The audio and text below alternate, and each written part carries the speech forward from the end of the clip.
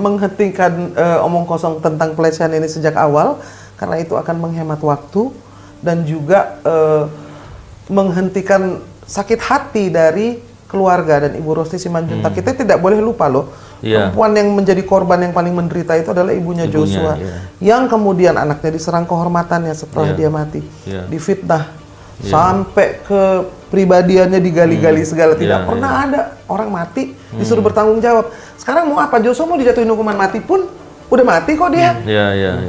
Iya kan Mas? Jadi kalau apa yang dilakukan oleh Febri Diansyah, saya pertanyakan gitu, kenapa harus menyerang kehormatan orang yang sudah mati? Kenapa harus bawa-bawa foto di klub malam? Foto gue di klub malam juga ada.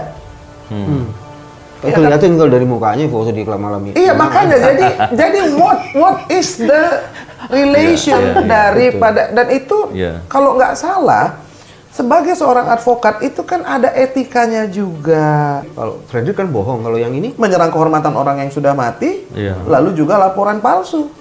Laporan palsunya di mana? Iya, kesaksian palsu, sorry. Memberikan apa? Waktu press conference itu yang mengatakan Joshua berkepribadian ganda, yang mengatakan bahwa dia juga bukan orang yang baik-baik saja, kan bukan berarti boleh dibunuh.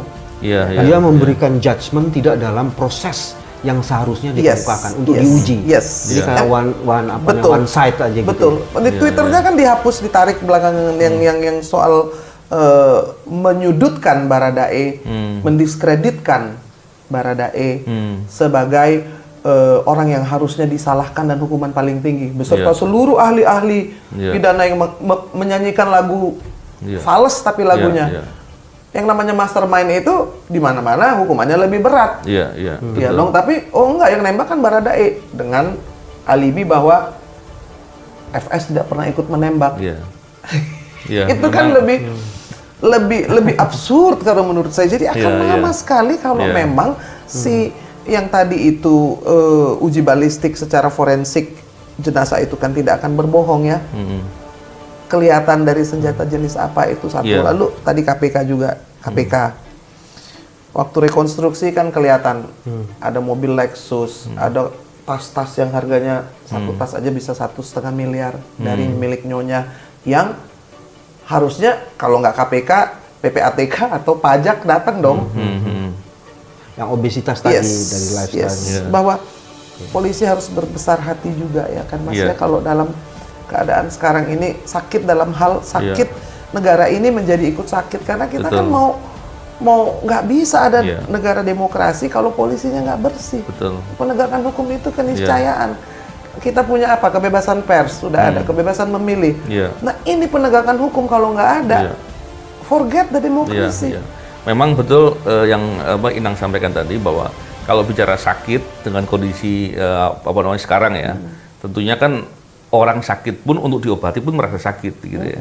Jadi semoga dengan ini semua Polri bisa melakukan banyak perubahan ya. Perubahan walaupun itu menyakitkan bagi Polri untuk merubah kan pasti kan juga berat ya. Tapi semoga bisa menjadi pengobatan walaupun sakit itu. Ada kalimat itu yang tidak ada kesakitan yang menyakitkan kalau untuk perbaikan dan kesehatan. Wah, Pak Bibi itu selalu keren dalam seperti itu. Banyak pepatahnya, cuman kan gini, kita ini mau bicara meluangkan waktu, pikiran dan tenaga untuk apa? Untuk perbaikan Polri. Kenapa? Karena Polri itu bukan milik polisi saja, milik seluruh rakyat Indonesia. Di mana orang mau mencari keadilan, ujung tombak gardanya itu adalah kepolisian. Dulu Awaludin Jamin bilang yang namanya mesti diberesin tuh bukan dibikinin. Saya bukan against ya, tapi maksudnya ada Brimob Densus, tapi Polsek itu loh, Polsek itu adalah ujung tombak kepolisian. Di mana yang namanya pelayanan masyarakat itu 70% dari pekerjaan polisi. Bahwa polisi itu bukan cuma reserse atau reskrim saja. Pelayanan masyarakat banyak ya. Kenapa sekarang kalau dihukum ditaruh di Yanmar, saya tanya. Padahal itu yang paling penting, Mas. Masyarakat itu kan civil supremacy itu di atas. Tampilannya di depan gitu harusnya. Harus di depan, pelayanan masyarakat itulah yang harus jadi primadona. Bukan bareskrim. Itu kelihatan sih Mas dari ini, dari tujuan kepolisian yang pertama kan melindungi dan melayani. Yang pertama, mengayomi yang ketiga, penegakan hukum baru yang kedua. melindungi, melayani, menegakkan hukum, terus kemudian baru yang ketiga itu yang mengayomi itu. Tapi yang Inang bilang tuh keren tuh. Kapolsek menjadi ujung tombak, jangan dikasih di ujung tombak gitu. Sekarang Kapolseknya itu di ujung tombak. Iya. Dia yang ditombak.